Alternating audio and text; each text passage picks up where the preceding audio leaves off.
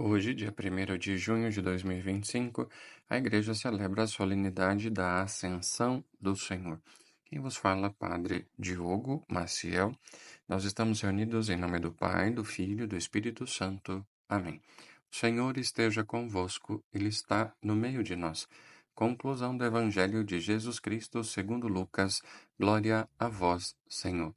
Naquele tempo, disse Jesus a seus discípulos: Assim está escrito: O Cristo sofrerá e ressuscitará dos mortos ao terceiro dia, e no seu nome serão anunciados a conversão e o perdão dos pecados a todas as nações, começando por Jerusalém. Vós sereis testemunhas de tudo isso. Eu enviarei sobre vós aquele que meu Pai prometeu. Por isso, permanecei na cidade até que sejais revestidos da força do alto. Então Jesus levou-os para fora, até perto de Betânia. Ali ergueu as mãos e abençoou-os. Enquanto os abençoava, afastou-se deles e foi levado para o céu. Eles o adoraram. Em seguida voltaram para Jerusalém com grande alegria e estavam sempre no templo bendizendo a Deus. Palavra da salvação. Glória a vós, Senhor.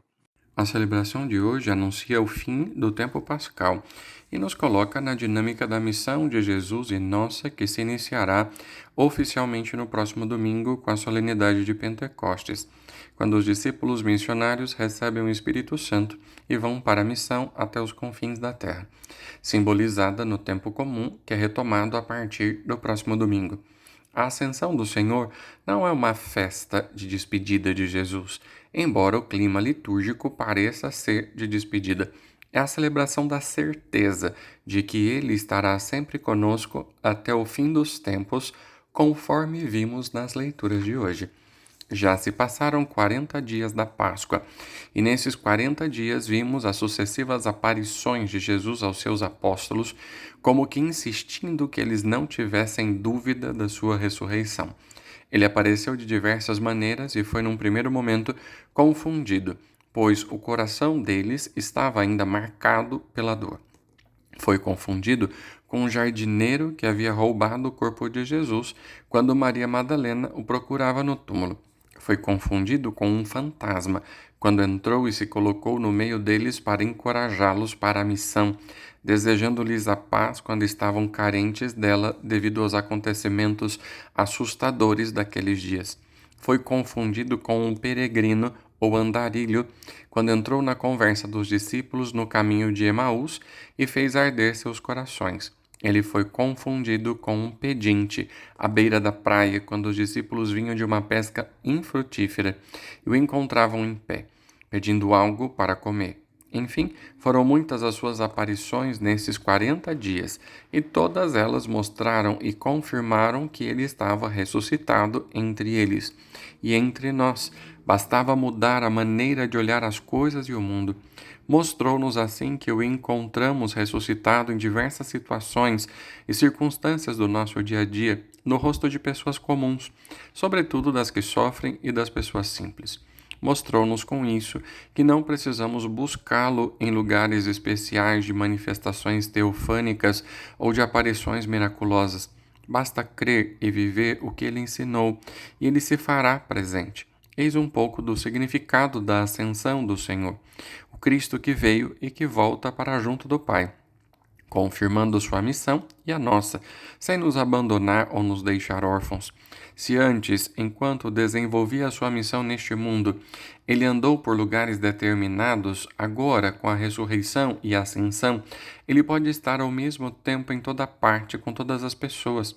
É a ação do Espírito Santo que nos une numa só missão. Por essa razão, a solenidade da Ascensão tem estreito vínculo com a solenidade de Pentecostes e é celebrada em momentos seguidos dentro do calendário litúrgico. Assim, a celebração de hoje é um coroamento do tempo da Páscoa. A primeira leitura resume muito bem o significado dessa festa, englobando a segunda leitura e o Evangelho. Por essa razão, podemos nos ater neste dia a ela para falar da ascensão do Senhor como nossa vitória. Temos aqui a visão de Lucas sobre esse tema litúrgico e teológico. Aliás, hoje temos dois textos de Lucas, a primeira leitura e o Evangelho. A primeira leitura, o livro dos Atos dos Apóstolos, que é atribuído a Lucas, começa mostrando quem são os destinatários da boa notícia, os amigos de Deus. Por que e quem são esses amigos? Ele se dirige a Teófilo no início da leitura, dizendo que já tratou de tudo o que Jesus fez e ensinou desde o começo. O seu primeiro livro é o Evangelho. Encontramos ali toda a vida e missão de Jesus, desde o nascimento até o momento que foi levado para o céu, ou seja, a sua ascensão. E tudo indica que Teófilo, ao qual se dirige a mensagem, não é uma pessoa específica, mas são os discípulos missionários dele, os cristãos, pois a palavra teós vem do grego e significa Deus. E a palavra filia é uma transliteração do grego para o latim, que significa amizade ou amigos. Portanto, ele se dirige aos amigos de Deus, aos seus amigos, e seus amigos são todos os que receberam o batismo cristão e assumiram uma missão cristã. Portanto, somos todos nós, e é para todos nós que ele dirige essa mensagem, alegrando-nos saber que temos uma mensagem de Deus dirigida a nós. Assim sendo, a celebração de hoje é uma celebração de alegria. Alegria por estarmos recebendo uma mensagem e uma missão. Lucas faz questão de enfatizar que antes de ser levado para o céu, Jesus deu instruções aos seus discípulos. Sim, essa foi uma das características de sua missão neste mundo: ensinar os seus discípulos a serem continuadores e multiplicadores de sua missão. Porém, nesse dia, ele se apresenta como aquele pai ou mãe que vai sair de viagem e que orienta seus filhos a cuidarem bem da casa e uns dos outros. Dá recomendações para que tudo seja bem cuidado na sua ausência, até que eles voltem. Jesus deixa-nos responsabilidades para cuidar deste mundo e cuidarmos uns dos outros, de modo que este mundo, casa de Deus e nossa, seja semelhante ao paraíso, a um jardim em que todos possam viver bem e felizes. Vemos aqui que grande responsabilidade ele nos deixou. Se nós queremos viver bem, é preciso cuidar uns dos outros e do meio em que vivemos. Somos discípulos amados de Cristo e, por nos amar, ele se mostra de diferentes maneiras a nós, como vimos anteriormente. Assim sendo, não devemos nos preocupar com a sua volta, porque ele já está entre nós. Cada vez que colocamos em prática o que ele nos ensinou, ele se faz presente. Ele foi para junto do Pai, mas enviou o Espírito Santo para guiar-nos. O Espírito Santo, segundo pessoa da Santíssima Trindade, como veremos no domingo depois de Pentecostes, será a presença de Deus entre nós, impulsionando-nos na missão. Devemos assim ser suas testemunhas aqui onde nós estamos e nos lugares aonde Deus nos enviar, até mesmo nos confins da terra.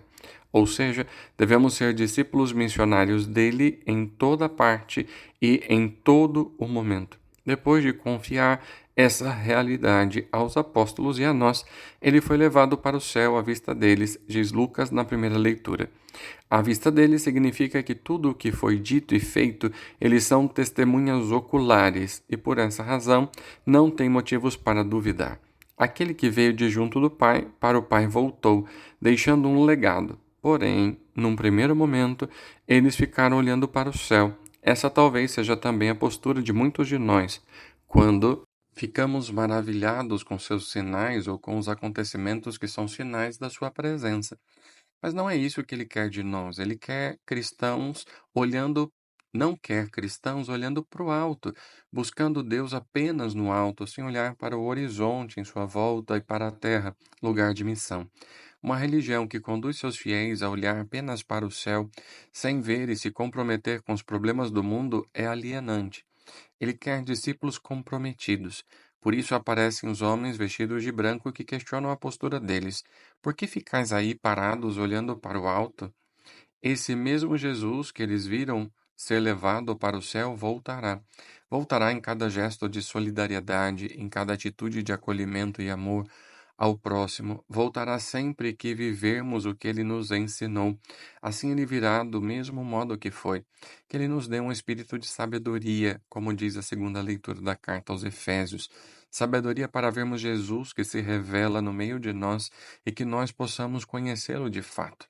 Que ele abra nosso coração para as boas obras, enchendo-nos de esperança, enriquecendo-nos da sua glória, e que sejamos bons administradores das multiformes graças que ele nos concede e de herança que ele nos confiou. Desse modo, perceberemos seu imenso amor e o favor que exerce na vida daqueles que nele creem. Cristo é a cabeça da igreja e não podemos perder isso de vista em nossas práticas pastorais e missionárias. Se Cristo não for visto como centro, cabeça da igreja, toda a nossa ação de cristãos perdeu o seu sentido. Enfim, hoje Jesus faz conosco o mesmo que fez com seus discípulos e apóstolos. Leva-nos para fora dos nossos templos, das nossas atividades, do nosso mundo limitado. Abençoa-nos e mostra o vasto campo de missão, ampliando nossos horizontes eclesiais. Mostra que a missão vai além daquela que nós já desenvolvemos na comunidade e que há muito por fazer. Assim, ele é levado para o céu, ensinando-nos que cada um de nós também será levado para o céu se formos fiéis a Deus e aos seus ensinamentos. Que possamos voltar para casa hoje com a mesma alegria que os discípulos voltaram para Jerusalém, a alegria de tê-lo sempre conosco. Assim, seremos cristãos felizes, cristãos que manifestam sua alegria na comunidade e por toda parte. Bendigamos a Deus por ter dado o seu Filho e por este ter dado a sua vida por nós. Possamos também nós darmos a vida uns pelos outros, pois a ascensão de Jesus já é nossa vitória. O Senhor esteja convosco, Ele está no meio de nós. Por intercessão de Nossa Senhora Aparecida, de São Sebastião, Santa Teresinha do Menino Jesus, Santa Rita, São Francisco, Santa Teresa Calcutá e São João Paulo II, também do Beato Donizete Tavares de Lima, desça sobre você e sua família a bênção de Deus Todo-Poderoso, Pai, Filho, Espírito Santo, desça sobre vós e permaneça para sempre. Amém.